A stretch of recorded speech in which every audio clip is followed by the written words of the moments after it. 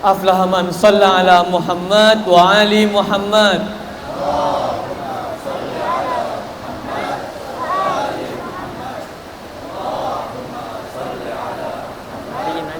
Matiin aja.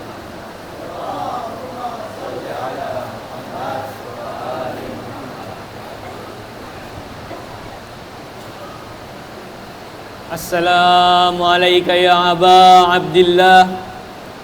Assalamualaikum ya ibna Rasulillah. Assalamualaikum ya ibna Amiril Mu'minin.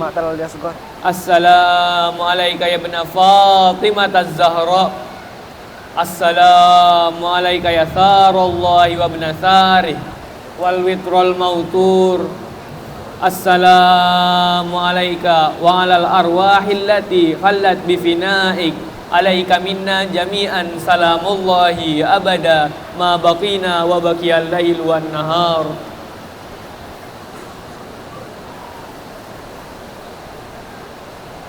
Setelah mengucapkan salam pada kakeknya, Rasulullah, Imam Hussein pergi meninggalkan Madinah menuju Makkah bersama mayoritas keluarga dan sebagian sahabat setia beliau. Ia menjelaskan alasan kepergiannya dalam sebuah surat wasiat. Saya keluar hanya untuk memperbaiki umat kakekku. Saya ingin melakukan amar ma'ruf dan nahi mungkar, serta ingin bertindak seperti tindakan kakekku Rasulullah dan ayahku Ali. Selama tinggal di Mekah, Al-Imam Hussein menerima banyak surat dari Kufah yang isinya adalah meminta sang imam untuk datang ke Kufah guna menghimpun kekuatan dan pengaruh dalam rangka menegakkan kebenaran dan keadilan. Al-Imam mengutus Muslim bin Aqil, kemenakan Ali bin Abi Thalib, yaitu saudara misannya, untuk menjadi wakil dan kepercayaan imam yang akan melaporkan keadaan yang sebenarnya pada Imam Hussein. Dengan bekal kepatuhan pada Al-Husain, Muslim mengarungi lautan Fata Morgana dengan sehelai kain putih di atas kepalanya. Sesampainya di Kufah, Muslim diterima dengan sangat baik. Namun itu tidak berlangsung lama. Nu'man bin Bashir yang kala itu adalah gubernur Kufah membuat ancaman yang membuat warga Kufah goyah dan mulai muncul gelagat-gelagat pengkhianatan. Ada yang berpura-pura tak mengenalnya, ada yang merasa tak turut mengundangnya. Perintah penangkapan Muslim bin Aqil dan yang menyembunyikannya dikeluarkan oleh gubernur baru Kufah, Ubaidillah bin Diyar. Hingar-bingar sambutan dukungan kini tak terdengar lagi di sekelilingnya. Sebagian besar warga Kufah telah mengoyak-ngoyak hati nuraninya sendiri. Kini Muslim seorang diri. Ia jalan menyusuri jalan hingga diminta singgah oleh seorang wanita tua, di mana dia diperlakukan sangat baik oleh wanita itu. Namun anak dari wanita itu adalah penjaga istana, dan anak itulah yang memberitahukan keberadaan Muslim pada para musuh. Pada saat musuh sampai, Muslim mencoba melawan. Ia berhasil membuat banyak pasukan musuh tumbang. Namun apa daya, utusan Al-Husain itu kini hanya sendiri. Kemalangan pun terjadi pada Muslim. Ia bukan hanya ditangkap, namun tubuh kemenakan nisan Rasulullah itu diseret menyusuri tangga-tangga menara. Ketika hitungan hadirin sampai pada angka 3, para pengawal dengan serempak mendorong punggung Muslim bin Aqil. Utusan Al-Husain itu diterjunkan dari atas atap istana, melayang dan berputar-putar beberapa detik di udara. Debam, suara benda padat terdengar keras membentur pelataran, disusul dengan gebertak tulang-tulang bertabrakan. Tak hanya itu, Muslim yang tubuhnya sedang sekarat,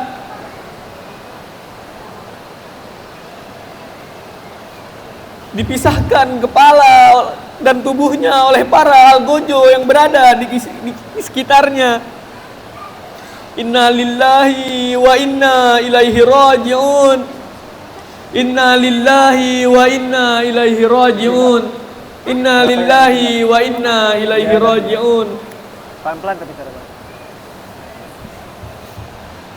Setelah mendengar kematian Muslim, Al-Imam Husain pun berkata, aku tidak merasa perlu meminta dukungan kalian agar menang. Karena yang kucari bukanlah kemenangan atau kekuasaan. Aku akan pergi bersama keluargaku, para wanita dan anak-anak, demi membuktikan kepada sejarah bahwa darah daging Muhammad siap menjadi tumbal dan tebusan. Sesungguhnya aku melihat hidup sebumi dengan para penganiaya, sedangkan kematian adalah jalan tunggal menuju kebahagiaan. Al-Imam dan keluarga beserta sahabat-sahabat setia beliau melanjutkan perjalanan mereka menuju Karbala.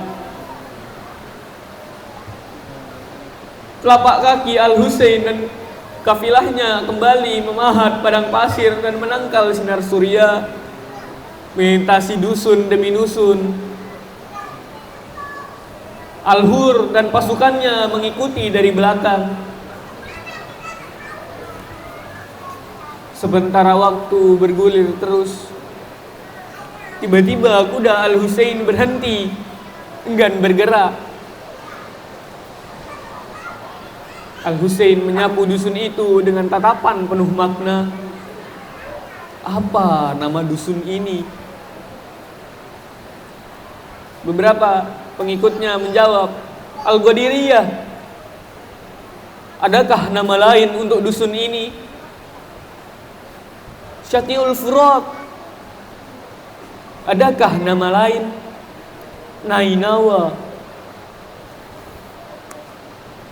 Mata Al-Husain menyapu padang luas itu dari atas kudanya, dan sekali lagi bertanya, adakah nama lagi selain nama itu? Seorang dari mereka menjawab, Karbala. Al-Husain menarik napasnya dalam-dalam lalu berkata, inilah Karb dan Bala, ini bumi tandus, inilah tangisan dan erangan gadis-gadis. Al-Husain disambut tawa. Disinilah jerit para putri-putri Muhammad akan membumbung menembus dinding angkasa. Di dusun inilah yatim-yatim Muhammad akan dianiaya. Disinilah kemah-kemah keluargaku akan hangus. Disinilah wanita-wanita Ahlul Bait akan dikejar-kejar. Disinilah kebenaran dan para pendambanya akan tersungkur di bawah kaki para pengusik nurani. Disinilah aku akan bersua dengan kakekku yang telah menjanjikan kematian indah untukku di sini. Disinilah aku akan dikunjungi. Turunkan dan dirikanlah tenda. Saat malam tiba, Al-Husain mengumpulkan para pengikutnya. Setelah memanjatkan puji atas Allah serta salawat atas Rasul dan keluarganya, Al-Husain berkata, wahai kaum mukminin, aku sangat bangga mempunyai pengikut setia seperti kalian. Aku sangat bangga mempunyai keluarga seperti kalian. Semoga Allah membalas jasa baik kalian dengan ganjaran yang sangat besar. Aku berfirasat bahwa inilah detik-detik terakhir dalam hidupku. Kalian telah membuktikan kesetiaan dengan mendukung dan menyertai perjalananku hingga saat ini. Aku tidak menuntut kalian untuk bersamaku di sini sebelum pertempuran meletus. Inilah kesempatan terakhir bagi kalian untuk meninggalkanku di sini demi keselamatan kalian. Semoga Allah membuka jalan yang dapat menghindarkan kalian dari bahaya. Ketahuilah, mereka hanya mengincarku, bukan kalian.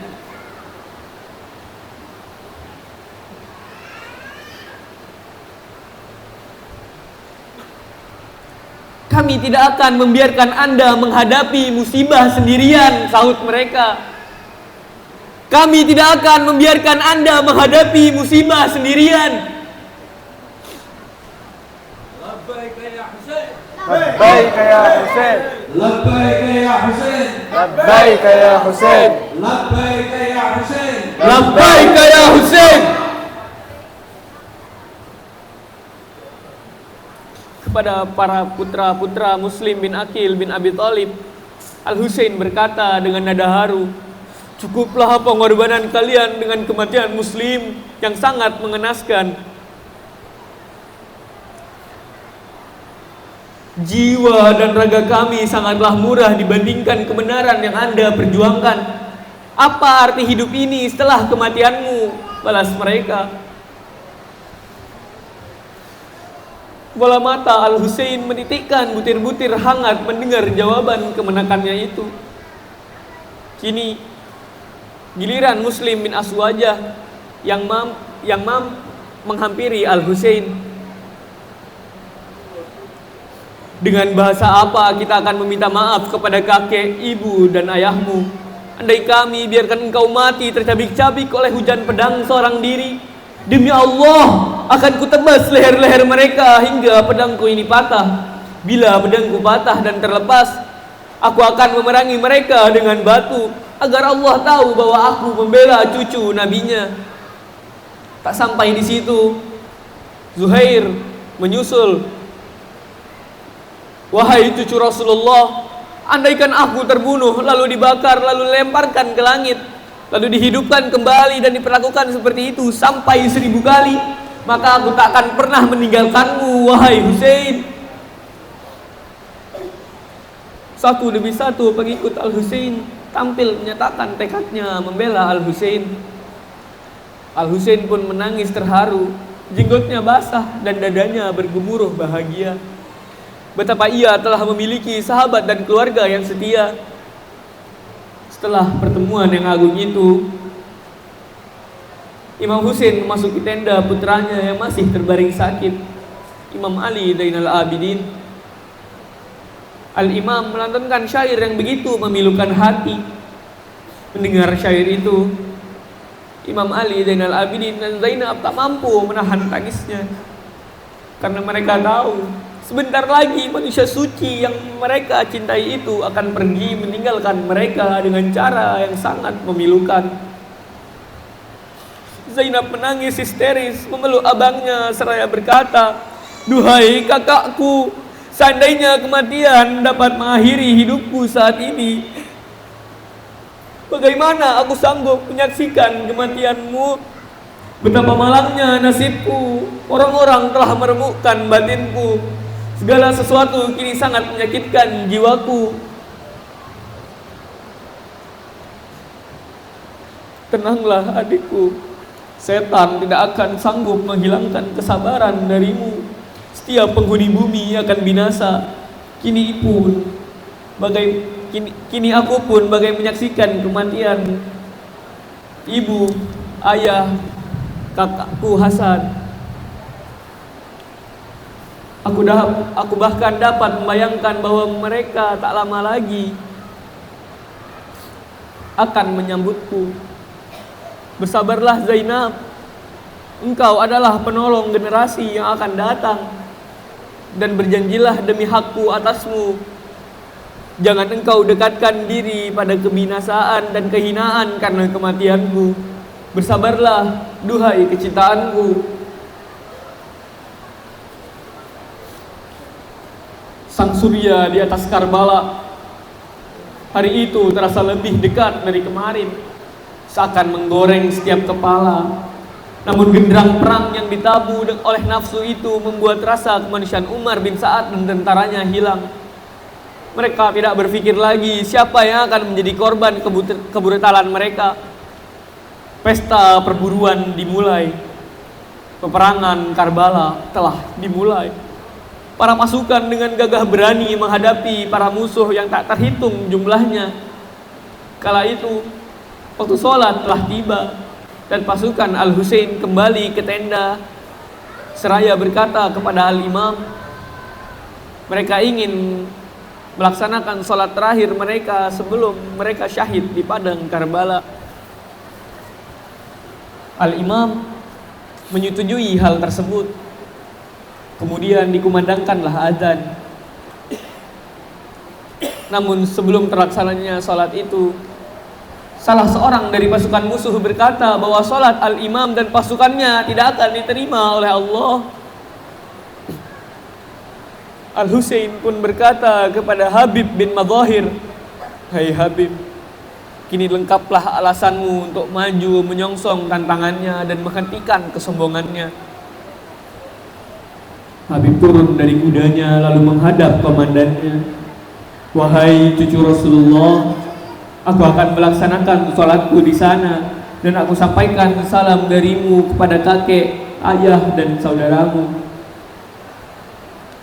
Ucap Habib sebelum mencium tangan dan kepala Al-Husain.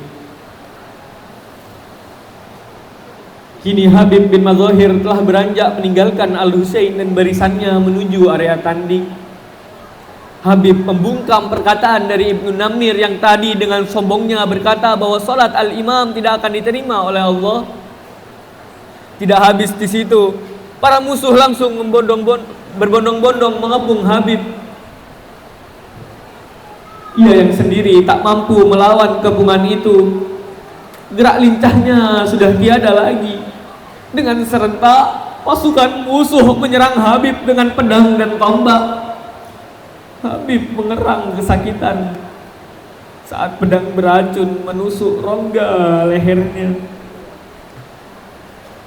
Seketika gugurlah syahid pertama di padang Karbala. Inna lillahi wa inna ilaihi raji'un. Inna lillahi wa inna ilaihi raji'un. Inna lillahi wa inna ilaihi raji'un.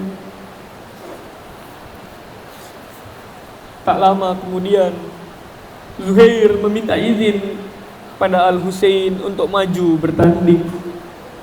Setelah diizinkan, Zuhair meninggalkan barisannya. Ia menari-narikan pedangnya yang tipis dan panjang seraya berkata, "Akulah Zuhair putra Al-Qain, singa Sahara. Aku ayunkan pedang tanpa getar dan jera. Dengannya aku hindari siksa dan sengsara. Dengannya aku membela Husain sang kesatria." Zuhair menerjang barisan lawan dengan gerakan pedang dan kudanya yang amat lincah. Ia berhasil merobohkan 15 tentara berkuda. Lalu Zuhair teringat waktu sholat.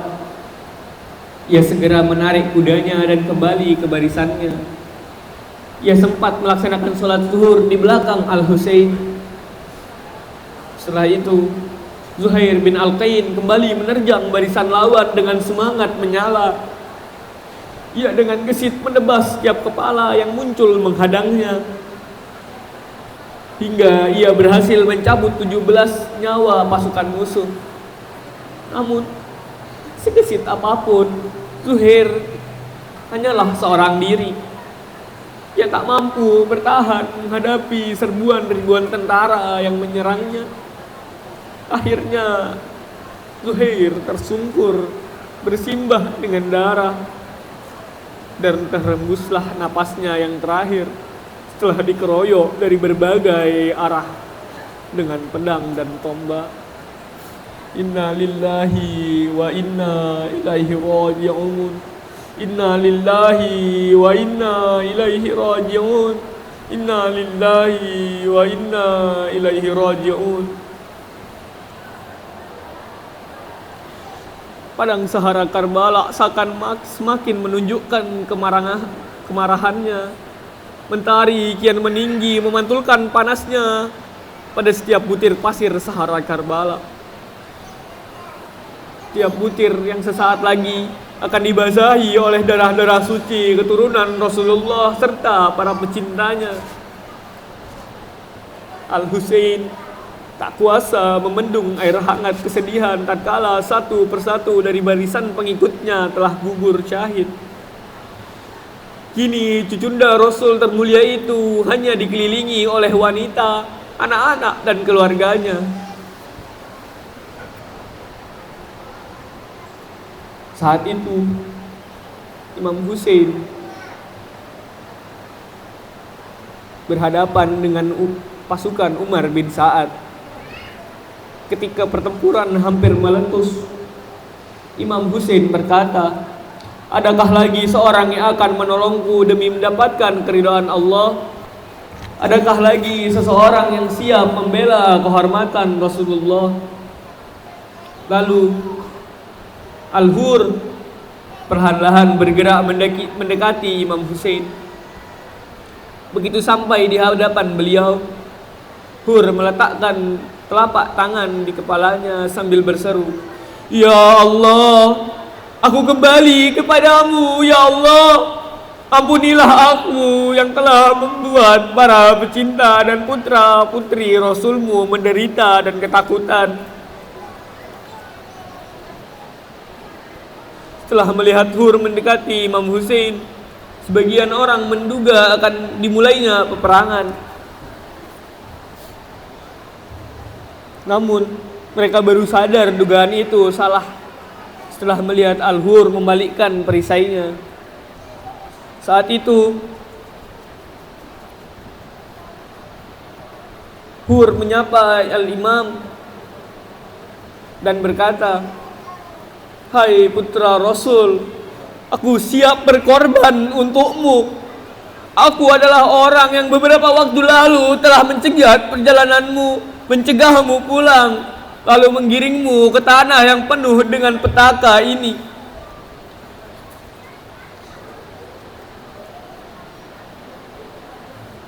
Demi Allah, seandainya aku tahu inilah yang akan terjadi, tidak mungkin aku berbuat seperti ini kepadamu. Sekarang aku menyesal. Tetapi apakah mungkin Allah akan menerima taubatku?" Lantas Al-Imam menjawab, "Allah pasti akan menerima taubatmu."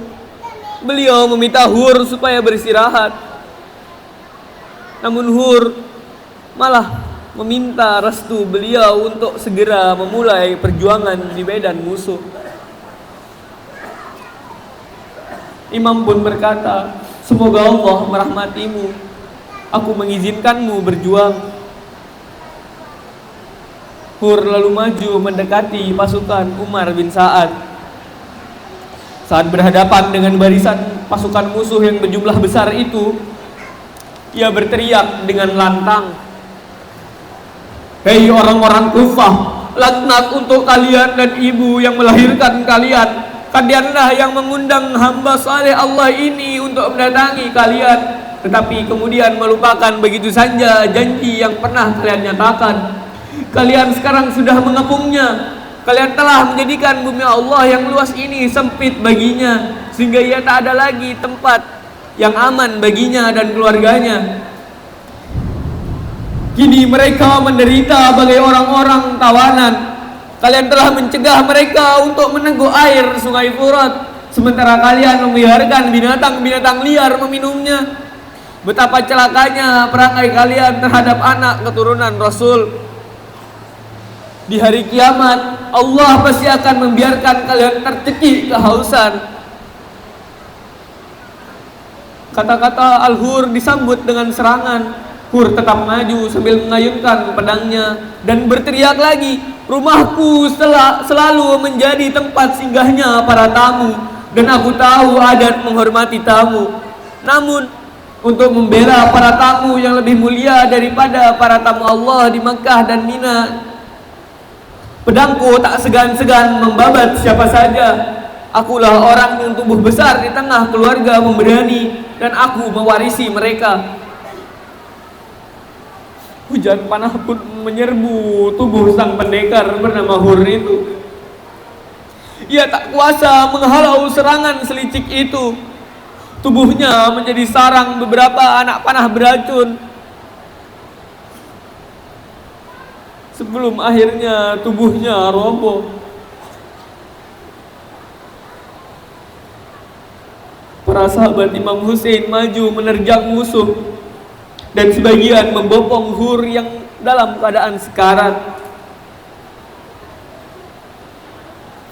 Kemudian Imam Hussein mengusap wajah Hur sambil berucap, "Kini engkau telah bebas, sebagaimana nama yang diberikan untukmu. Engkau Hur telah bebas di dunia dan di akhirat." Kemudian Al-Hur menghembuskan nafas terakhirnya.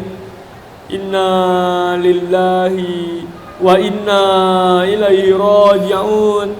Inna lillahi wa inna ilaihi raji'un. Inna lillahi wa inna ilaihi raji'un. Sahara Karbala telah menjelma bagai lautan darah. Zuhair dan Al-Hur telah tergeletak tak berdaya. Muslim dan putranya telah tersungkur. Habib sang sahabat Rasulullah yang tua telah terpenggal kepalanya. John, Umair, At-Tormah dan para budak pecinta Al-Husain telah gugur penuh dengan darah. Dada Al-Husain terasa sesak, matanya mengucurkan air hangat dan bibirnya bergetar menyaksikan para pembelanya satu persatu meninggalkannya. Sahara Karbala telah memerah penuh darah. Imam Hussein tak kuasa menyaksikan tubuh-tubuh pembelanya bergeletakan. Sebagian tanpa kepala, sebagian dengan tangan atau kaki yang terpisah dari tubuhnya, sebagian tertancap tombak dan anak panah. Semua telah merengguh syahadah dengan cara mengenaskan jiwa. Sahabat-sahabat setia telah pergi. Yang tersisa kini hanyalah keluarga Al-Mustafa.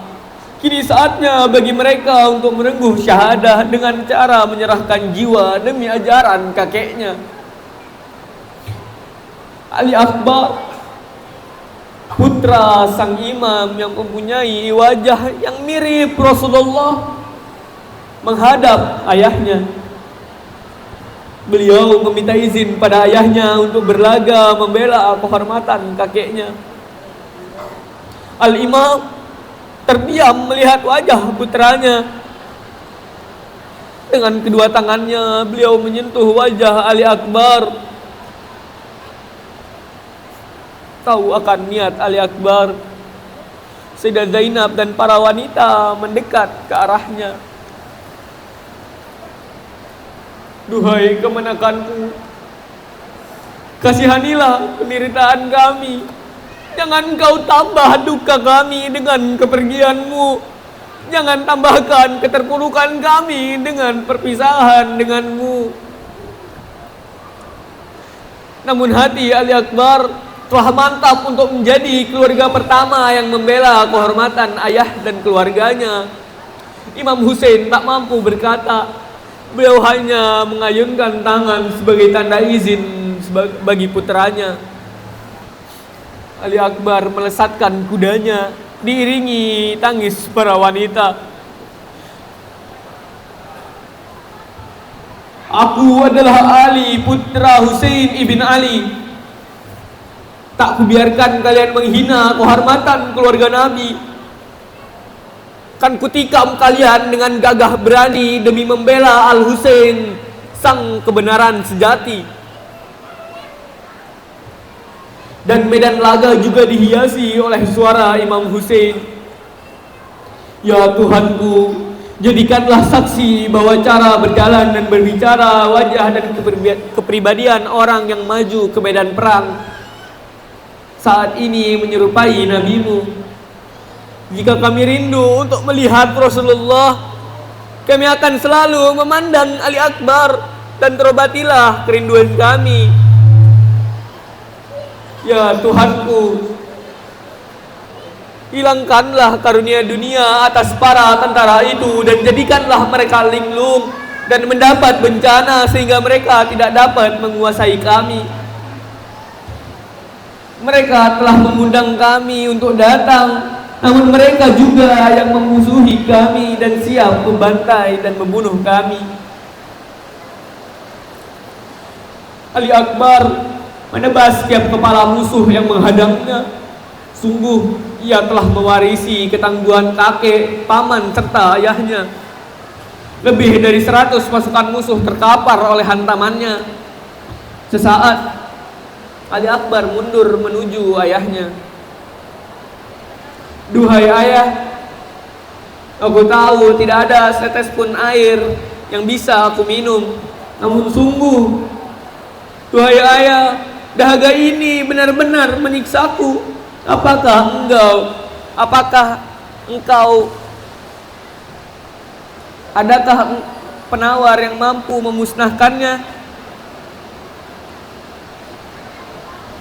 Imam Husain berkata, Kau tahu duhai anakku, nenekmu Az-Zahra telah begitu merindukanmu. Ia benar-benar telah menantimu. Segeralah engkau tuntaskan kerinduannya padamu dan sampaikan salamku untuknya. Aku akan segera menyusulmu.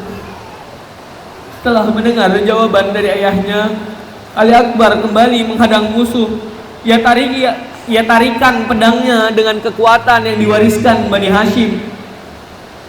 Namun sungguh, Ali Akbar hanya seorang diri dengan dahaga yang terus mencekiknya, sementara pasukan musuh menyerbunya dari segala arah. Dengan mereka menghantam putra Al-Husain itu bertubi-tubi. Kemudian terdengarlah teriakan, "Bunuh dia, jangan beri ampun, habisi putra Husain itu." Mendengar teriakan itu, Al-Husain dengan cepat melesat bersama kudanya. Beliau mengobrak-abrik pasukan musuh yang mengepung putranya. Semua musuh lari meninggalkan Al-Husain dan putranya yang telah terjatuh bersimbah dengan darah. Imam Husain merengkuh tubuhnya yang penuh dengan luka dan darah. "Salam atasmu, duhai ayahku. Maafkan aku tak bisa lagi melindungimu. Hanya ini yang mampu kupersembahkan bagimu, duhai ayahku, sebagai cinta dan pembelaanku. Duhai putraku, laknat Allah atas para pembunuhmu. Sungguh dengan memandang wajahmu, engkau telah menuntaskan kerinduanmu kepada kakekmu Muhammad. Kini tiada lagi wajah yang serupa Muhammad. Kini tiada lagi putra yang selalu menenteramkan jiwaku." Setelah percakapan singkat itu, Ali Akbar menghembuskan nafas terakhirnya. "Inna lillahi wa inna ilaihi raji'un. Inna lillahi wa inna ilaihi raji'un. Inna lillahi wa inna ilaihi raji'un." Ya Ali Akbar, Ya Habib Al-Husain, Ya Ali Akbar, Ya Habib Al-Husain, Ya Ali Akbar, Ya Habib Al-Husain, Ya Ali Akbar, Ya Habib Al-Husain. demi sang ayah tak kena menyerah, walaupun tubuh bersimbah darah, dikepung musuh dari segala arah, terus menyerang, maju menerjang bagai singa garang, mengejar lawan, musuh menghadang, pastilah tumbang. Inilah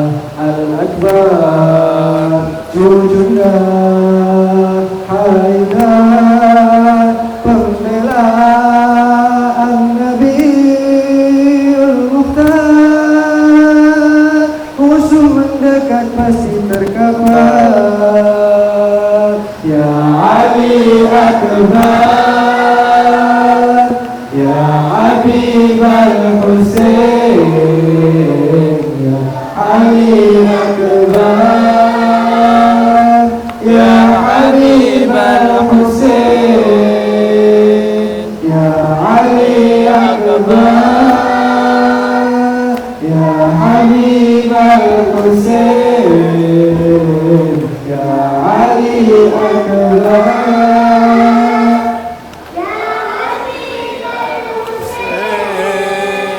Sayyidah Laila, Ibunda Ali, hanya melihat raut wajah Al-Husain bagai isyarat putranya masih selamat. Hingga saatnya Ali pun berjumpa dengan seorang yang kemampuannya sebanding dengan 1000 pasukan.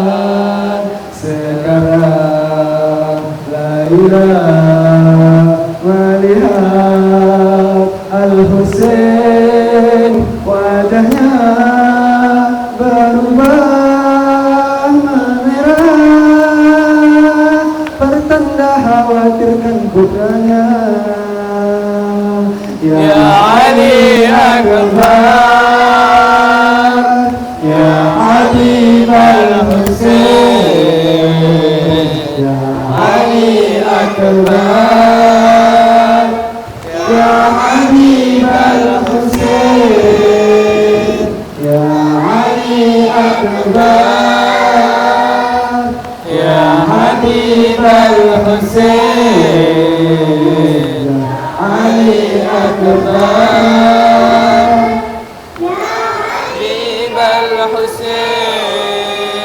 Dengan perkasa Ali pun membawa kepala musuh yang ditaklukkannya kepada sang ayah yang sempat merisaukannya.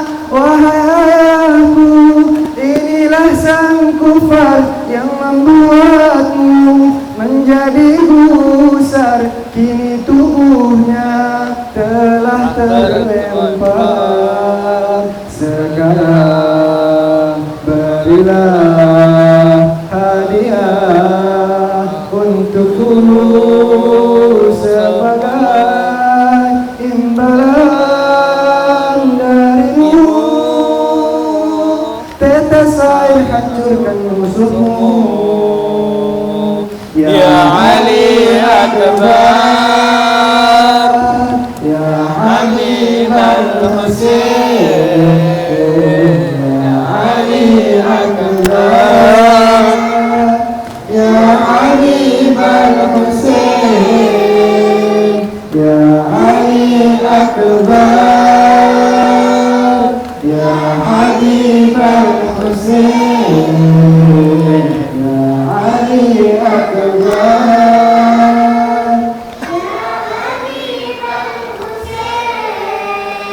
Maula Husain dengan samar-samar kini mendengar suara Al-Akbar yang telah terkapar dan tubuhnya yang bergetar. Wahai ayahku, berikanlah aku seteguk air untuk hilangkan hausku, kan ku singkirkan musuh-musuhmu.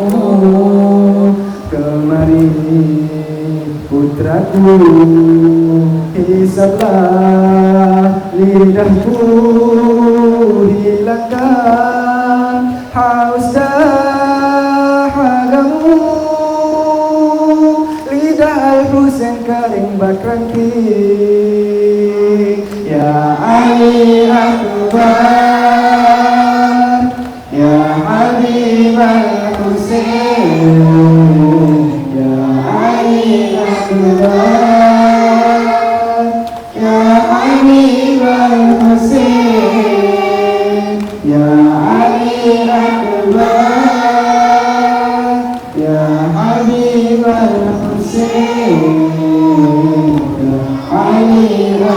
ya Habibal Husain. Allahumma salli ala Muhammad wa ali Muhammad.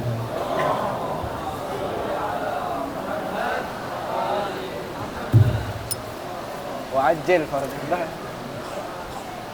Al-Husain menatap Sahara Karbala yang penuh bencana.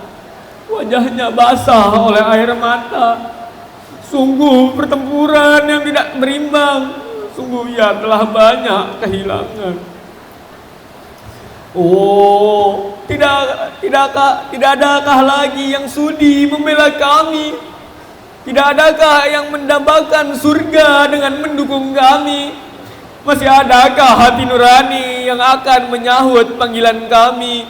Betapa asingnya, betapa sedikitnya yang menolong kami, para putri Nabi.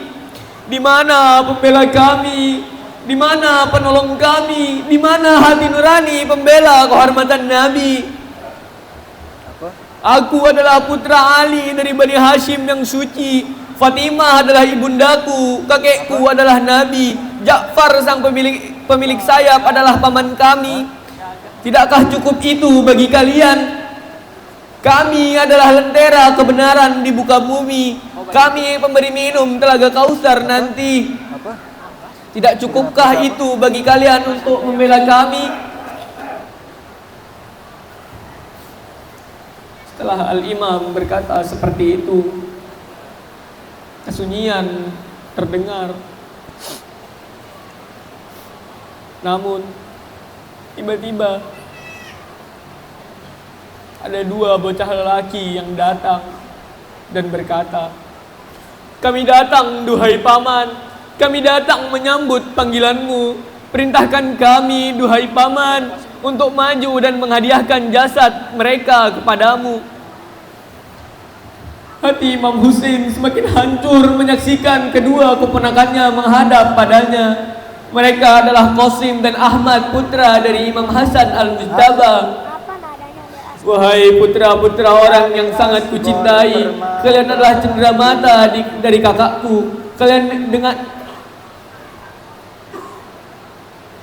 dengan melihat kalian, maka berkuranglah kerinduanku pada kakakku. Dan engkau Qasim, engkau baru saja menikah.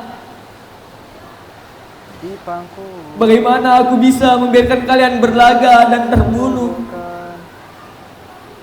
Duhai pamanku, engkau tahu bahwa ayah kami telah berwasiat pada kami agar kami terus menjadi pembela dan pelindungmu hingga kami syahid di Karbala. Janganlah engkau biarkan kami menjadi putra yang melawan perintah ayahnya. Dan sungguh, duhai pamanku, kematian bagi kami lebih manis daripada madu. Izinkanlah kami untuk merengguknya sebagai kenikmatan atas pembelaan kepadamu." Imam Husain tak kuasa menahan tangis setelah mendengar jawaban kemenakannya. Dan beliau pun tak berdaya melepaskan kedua putranya. Qasim, seorang pemuda berusia 14 tahun, dengan cepat melesatkan kudanya bagai bayang-bayang yang melintas menerjang pasukan musuh. "Aku adalah Husain, putra Hasan Al-Mujtaba. Aku adalah putra Haidar dan Mustafa. Aku adalah putra Al-Husain yang mulia, penjaga lentera kebenaran yang terus bercahaya."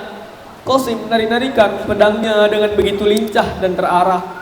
Puluhan tubuh pasukan musuh terlempar dengan hantaman pedangnya. "Apa yang kalian tunggu? Bunuh dia! Hadiah besar bagi pembunuhnya." Kemudian Qasim pun terperangkap di antara ratusan prajurit berkuda dan bersenjata. Mereka lantas menghujamkan tombak hingga darah segar membuncah dari tubuhnya. Lantas seorang biadab bernama Amr bin Sa'ad menghantam kepalanya. Menyaksikan ini, sang imam tak kuasa menahan pedih hatinya. Lantas ia memacukan kudanya menuju arah Qasim yang bersimbah dengan darah. Menyaksikan kedatangan Imam Husain, para musuh lari meninggalkan jasad Qasim. Imam Husain mengejar Amr bin Sa'ad dan menghempaskan pedangnya ke tubuh pembunuh kemenakan tercintanya itu. Imam Husain memeluk tubuh Qasim yang penuh dengan darah.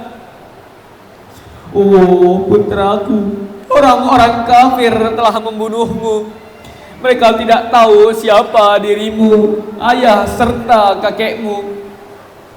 Imam Husain lantas mengangkat jasad Qasim, lalu beliau serahkan pada putranya yang bernama Fatimah, yang merupakan istri yang baru semalam dinikahi Al-Qasim.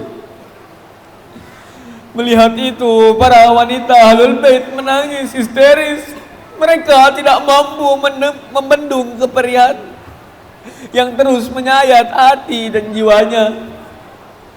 Fatimah mendekap erat jasad suaminya serta memangku kepala laki-laki yang dicintainya itu. Lalu ia pun berbisik lirih, "Wahai suamiku, sungguh aku telah bersyukur atasmu. Tunggulah aku di sana. Mohon sampaikan salamku pada Zahra. Inna lillahi wa inna ilaihi raji'un. Inna lillahi wa inna ilaihi raji'un. Inna lillahi wa inna ilaihi raji'un." Tak berselang lama, Ahmad bin Hasan al-Mujtaba memajukan kudanya. Ia mengobrak-abrik pasukan musuh dengan sabetan pedangnya. Banyak tubuh pasukan musuh tak berdaya setelah menghabiskan banyak musuh. Ahmad sempat kembali kepada pamannya. "Duhai pamanku, adakah sedikit saja air untukku agar aku mampu bertahan lebih lama untuk menghadapi musuh? Sungguh dahaga ini begitu mencekikku." Al-Imam menjawab, "Duhai kemenakanku, bersabarlah sejenak. Sebentar lagi engkau akan bertemu dengan kakekmu Rasulullah. Dia akan memberimu minum untuk menuntaskan dahagamu. Bersabarlah duhai kemenakanku." Mendengar jawaban dari Al-Husain, Ahmad seakan mendapat energi yang begitu besar. Ia pun kembali menghadang pasukan musuh.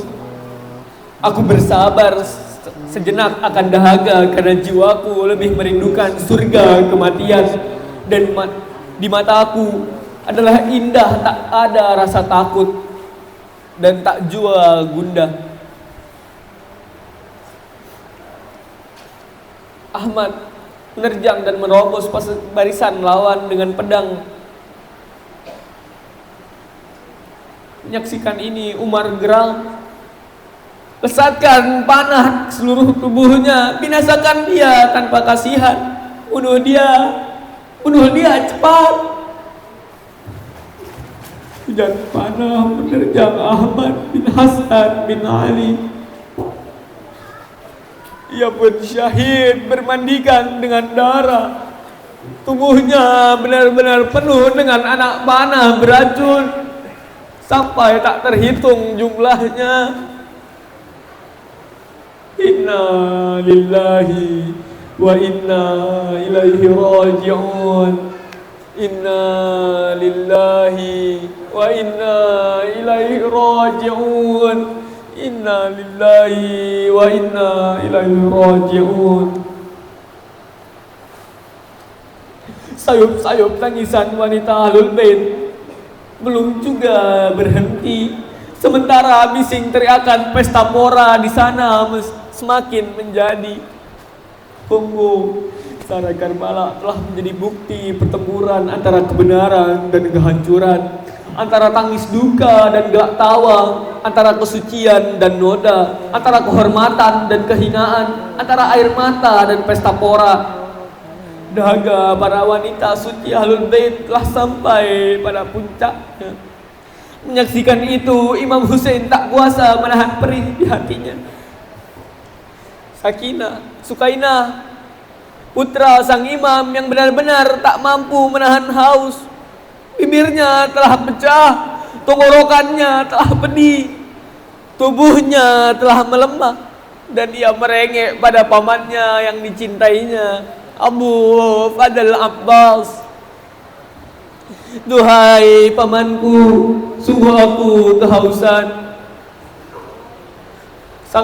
Seakan ada tangan besar yang terus-menerus mencekik leherku. Tidak adakah sedikit air, paman? Mendengar rintihan Sukainah, hati Abu Fadl Abbas tergetar. Betapa ia menyayangi putra Al-Husain itu. Dengan senyum beliau menjawab, dengarlah duhai kemenakanku, aku akan segera mengambil air untukmu, hingga tidak ada lagi yang mampu mencekik lehermu. Tunggulah. Mendengar jawaban pamannya, Sukainah yang kecil tersenyum bahagia. Sementara Sayyidah Zainab dan wanita yang lain mendengar dan menahan tangis. Mereka tahu sangat mustahil bagi Abbas untuk mendapatkan air, karena sungai Furat penuh dengan pasukan musuh yang berjaga. Mereka tidak akan mengizinkannya untuk mengambil air.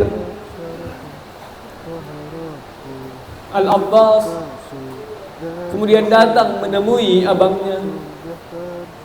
Duhai tuanku, kehausan telah benar-benar mencekik para wanita dan anak-anak. Aku bahkan tidak mampu memandang wajah mereka yang telah layu karena haus. Izinkan aku, duhai tuanku, untuk mengambil air dari sungai hingga tuntaslah dahaga mereka. Engkau adalah pembawa panjiku. Engkau adalah pelindung putri-putri Nabi. Engkau tahu, duhai Abbas, mereka akan membinasakanmu jika engkau mencoba mengambil air sungai Furat. Cobalah kau gali tanah untuk menemukan sedikit air. Abu Fadl Abbas menuruti perintah Al-Husain, namun tak mempunyai hasil. Tidak sedikit pun air kutemukan, duhai pemimpinku. Izinkan aku mencoba mengambil air di sana. Semoga Allah membuka hati mereka dan memberiku sedikit air untukmu dan para wanita serta anak-anak. Kemudian Abu Fadl Abbas mengikat kencang girbahnya yang hendak ia isi dengan air.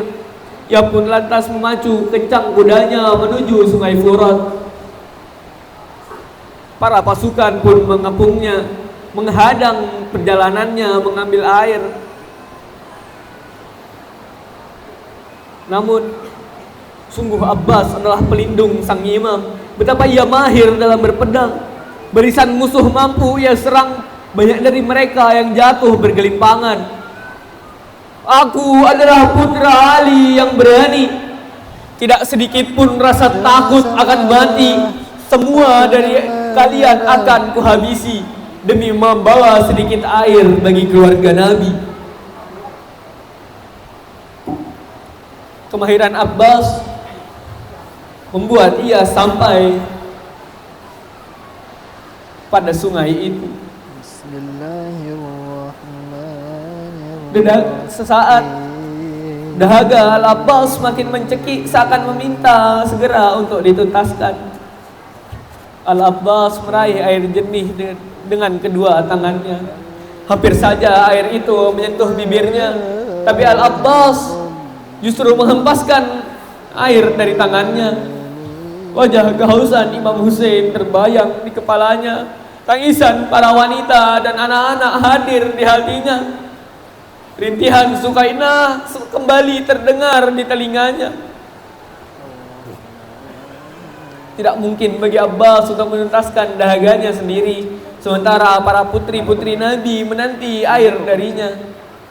Dengan kencang ia mengikat girbahnya dan memacukan kudanya kembali menuju kemah.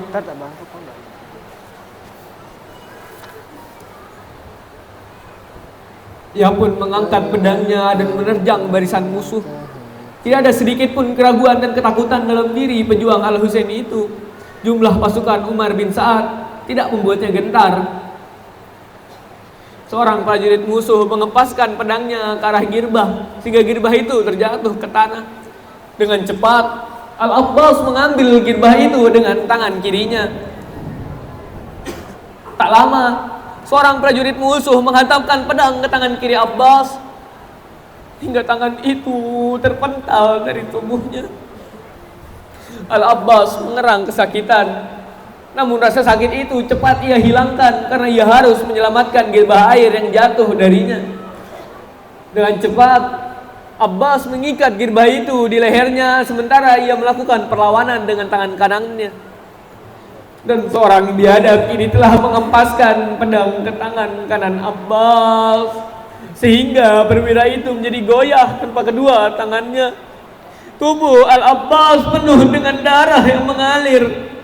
Dengan bersusah payah ia bangkit dari kejatuhannya. Ia berusaha berdiri merobos pasukan musuh. Ia tetap berjuang ingin menyerahkan girbah itu pada keluarga Al-Husain.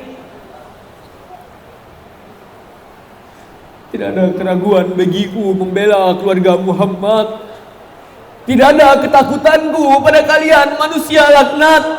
Akan kuberikan air bagi para putri Nabi. Tiada yang mampu menghalangiku selain mati. Menyaksikan upaya Abbas, pasukan Umar tertawa terbahak-bahak. Mereka menjadikan tubuh Al-Abbas akan-akan mainan. Sebagian menusukkannya dengan tombak, sebagian melesatkan anak panah ke tubuhnya. Bahkan tak segan-segan membutakan mata Al-Abbas dengan anak panah yang beracun. Mereka menyiksa putra Ali itu bertubi-tubi. Dan seorang laknat menghantamkan pukulan kuat ke belakang kepala Al-Abbas. Abbas terjatuh. Air dalam girbahnya tumpah. Ya Aba Abdillah, ya Husain. Dari kejauhan Imam Husain mendengar teriakan adiknya. Dengan cepat Imam Husain melajukan kudanya. Ia melihat sekumpulan musuh yang mengelilingi perwira itu. Bagai singa marah, sang imam mengobrak-abrik pasukan musuh. Sebagian prajurit melarikan diri. Sebagian terhunus oleh pedang sabetan putra Fatimah itu.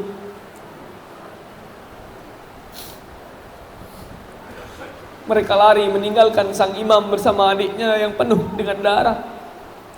Oh, apa yang telah mereka lakukan padamu, duhai adikku? Imam Husain memangku kepalanya. Namun Al-Abbas menjatuhkan kepalanya kembali ke tanah. Imam Husain memangkunya kembali. Namun lagi-lagi Abbas menjatuhkan kepalanya ke tanah. Ada apa denganmu, duhai pembelaku? Mengapa engkau jatuhkan kepalamu dari pangkuanku? Duhai tuanku, aku bahkan telah mampu membayangkan kematianmu. Tidak ada lagi yang mampu menghibur dan memangku kepalamu. Bagaimana mungkin kepalaku pantas dipangku olehmu?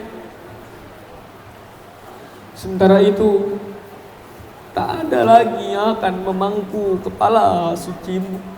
Duhai tuanku, betapa aku ingin melihat wajahmu sebelum kematian menjemputku.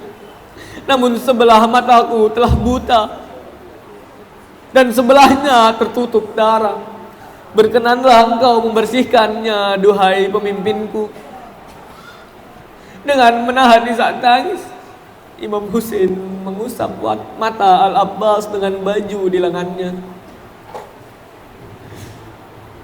Cukuplah dengan memandang wajahmu sebagai hadiah kematianku.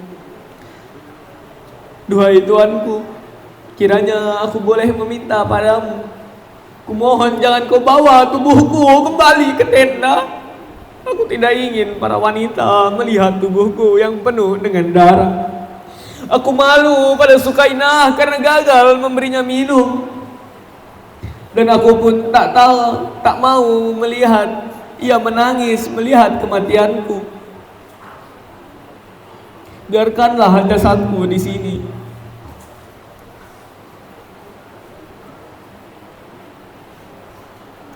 Al-Husain tak mampu menahan luapan tangisnya. Beliau menyetujui permintaan terakhir Al-Abbas. Duhai Al-Abbas, sejak kecil engkau pelindung dan pembelaku. Betapa aku merasakan kasih sayangmu. Sejak kecil engkau memanggilku dengan sebutan Tuan. Kiranya kini sebutlah aku sebagai kakak. Karena betapa aku telah bangga mempunyai engkau sebagai adikku. Duhai tuanku, aku tidak berani memanggilmu kakak, karena ibuku berpesan, jangan panggil Husain dengan kakak, karena ibumu bukan Fatimah. Lalu tiba-tiba Abbas bersuara, salam atasmu, duhai kakakku. Imam Husain bertanya kepada Abbas, apa gerangan tiba-tiba yang menyebabkan dirimu memanggilku kakak? Abbas menjawab, sejenak aku melihat ibumu Fatimah. Dia memanggilku, wahai anakku. Abbas pun menangis dengan sisa nafasnya. Salam atasmu, duhai kakakku. Salam atasmu, duhai pemimpinku. Abbas syahid dalam pelukan Al-Imam Husain. Inna lillahi wa inna ilaihi raji'un. Inna lillahi wa inna ilaihi raji'un. Inna lillahi wa inna ilaihi raji'un.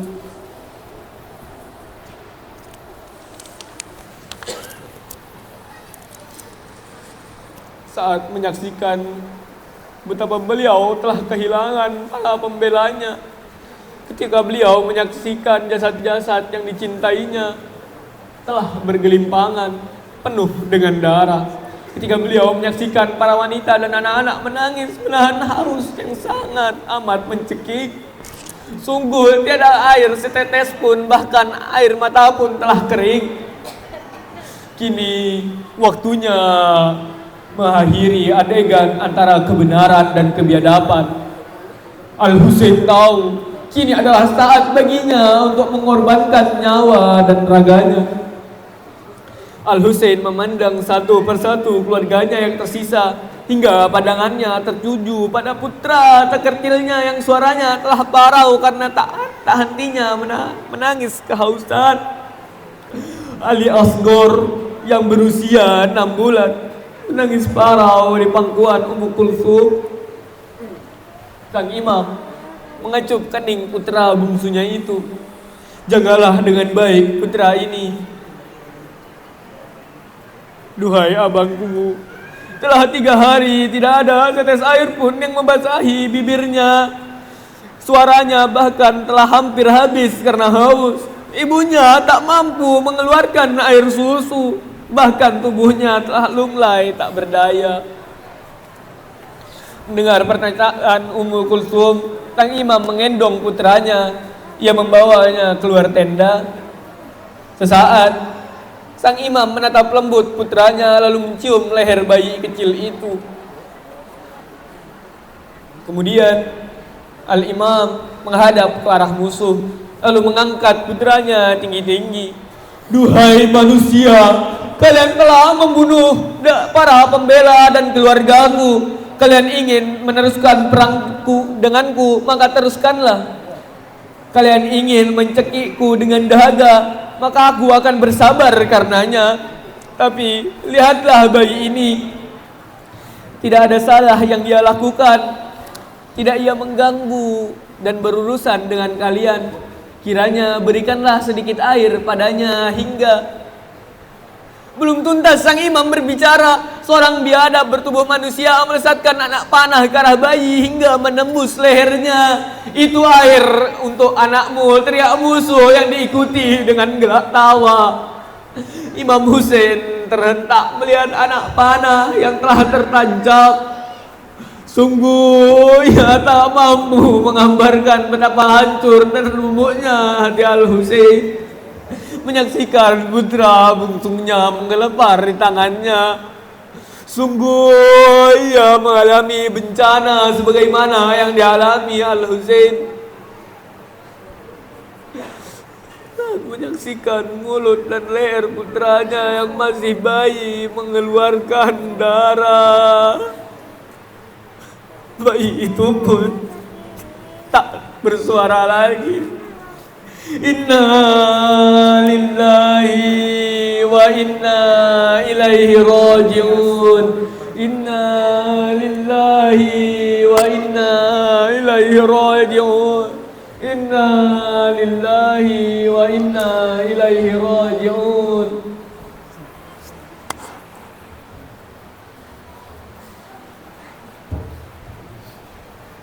Alia sabar permata hati, kini kau telah pergi.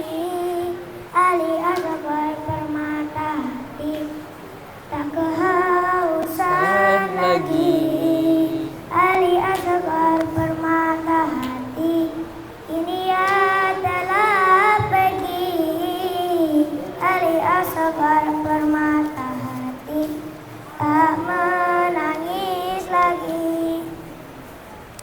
Ayah dan akhwat, untuk mengiringi wafatnya Ali Asghar, ini adalah bendera dari Makam Al-Husain yang akan dikirimkan untuk kita semuanya bertabaruk dan menciumnya untuk mengiringi perjalanan Ali Asghar.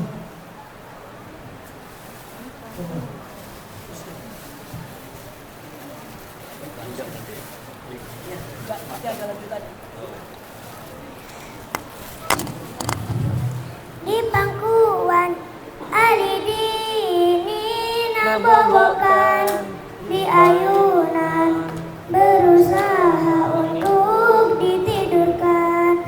Di pangkuan Ali dini bobokan, di ayunan berusaha untuk ditidurkan. Bising perang kehausan tak menenangkan. Bising perang kehausan tak menidurkan. Ali Asghar permata hati, kini ia telah pergi. Ali Asghar permata hati, kini tak kehausan lagi. Ali Asghar Permata hati, kini ia telah pergi. Ali Asghar permata hati, tak menangis lagi. Imam Husain bawa Ali di kerumunan, barangkali ada hati belas kasihan. Imam Husain bawa Ali di kerumunan, barangkali ada hati belas kasihan. Jiwa Husain lihat Ali serasa terguncang, bayi kecil tak pantas harap jerit kehausan.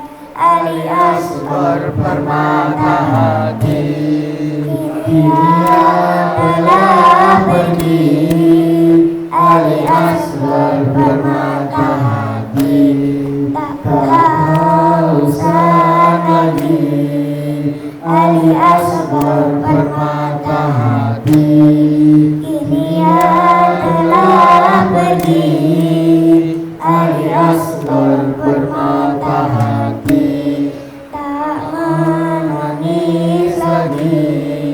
Sungguh Husain tak menduga dan tak mengira jika musuh akan tegak bunuh bayinya.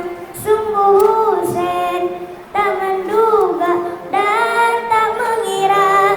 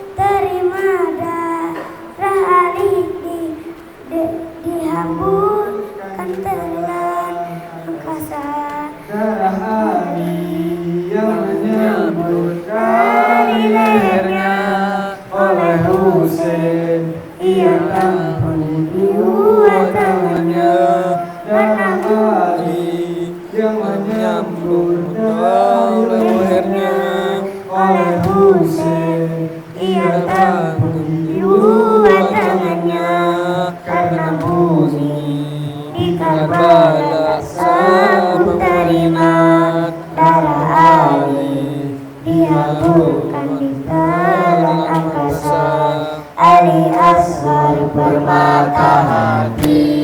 Kini ia telah pergi, Ali Asghar permata hati. Tak kehausan lagi, Ali Asghar permata hati. Kini ia telah pergi, Ali Asghar permata hati. Tak menangis lagi.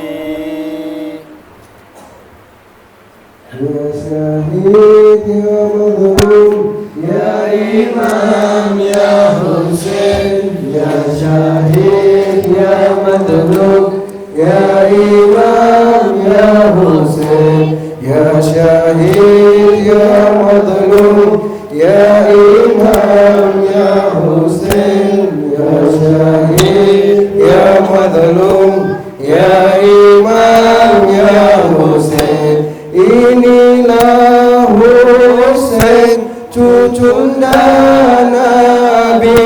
Selain Husain tiada lagi. Ibunya syahidah dengan luka hati. Abahnya syahid ditikam belati. Abangnya syahid diracuni. Kini Al-Husain seorang diri. Ya syahid ya Mazlum ya Imam ya Husain. Ya syahid ya Mazlum ya Imam ya Husain. Inilah raga mirip Rasulullah, pemuda surga, kekasih Allah, putra termulia Ali Asadullah, adik tercinta Hasan Hujatullah. Punggungnya dipasang puluhan tombak, dicincang-cincang ratusan pedang. Ya syahid ya Mazlum ya Imam ya Husain. Ya syahid ya Mazlum ya Imam ya Husain. Inilah Abbas putra Ali mulia, mengambil akhir tuk Husain tercinta. Mereka memotong kedua tangannya, tak henti-henti mengiris tubuhnya. Abbas memanggil nama Husainah. Husain pun datang memeluk tubuhnya. Ya syahid ya Mazlum ya Imam ya Husain. Ya syahid ya Mazlum ya Imam ya Husain. Ya syahid ya Mazlum ya Imam ya Husain. Ya syahid ya Mazlum ya Imam ya Husain. Tubuh yang sering dipeluk Rasul, putra kesayangan Ummal Batul, belahan